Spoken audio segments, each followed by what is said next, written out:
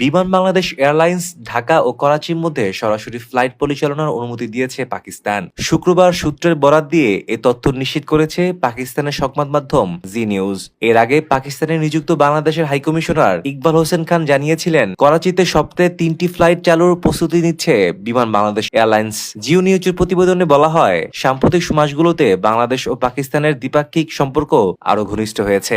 এই সৌহার্দ্যপূর্ণ পরিবেশের ফলেই দীর্ঘদিন পর দুই দেশের মধ্যে সরাসরি ফ্লাইট পরিষেবা পুনরায় চালুর সিদ্ধান্ত নেওয়া হয়েছে। বর্তমানে বাংলাদেশ ও পাকিস্তানের মধ্যে যাতায়াতকারী যাত্রীদের দুবাই বা দোহা হয়ে ভ্রমণ করতে হয়। সূত্র জানায়, পাকিস্তানের ফেডারেল সরকারের আনুষ্ঠানিক অনুমোদনের পর দেশটির বেসামরিক বিমান চলাচল কর্তৃপক্ষ বিমান বাংলাদেশ এয়ারলাইন্সকে ঢাকা করাচি রুটে ফ্লাইট পরিচালনার অনুমতি দিয়েছে। এই অনুমতি 2026 সালের 3 মার্চ পর্যন্ত কার্যকর থাকবে। এরপর অনুমোদন নবায়ন বা পুনর্বিবেচনা করা হতে পারে। অনুমোদন অনুযায়ী বিমান বাংলাদেশকে সিএএ কর্তৃপক্ষ নির্ধারিত ও অনুমোদিত রুট ব্যবহার করে পাকিস্তানের আকাশসীমায় অতিক্রম করতে হবে। একই সঙ্গে নির্ধারিত রুট কঠোরভাবে অনুসরণের নির্দেশ দেওয়া হয়েছে। সিএএ সূত্র জানায়, ঢাকা থেকে ফ্লাইট ছাড়ার আগে করাচি বিমানবন্দর কর্তৃপক্ষকে ফ্লাইটের বিস্তারিত তথ্য জানাতে হবে বিমান বাংলাদেশ এয়ারলাইন্সকে। পাশাপাশি অপারেশনাল সমন্বয় ও নিরাপত্তা সংক্রান্ত সব শর্ত নিশ্চিত করতে হবে। সবকিছু ঠিকঠাক থাকলে চলতি জানুয়ারি মাসের শেষের দিকেই ঢাকা করাচি সরাসরি ফ্লাইট চালু হতে পারে।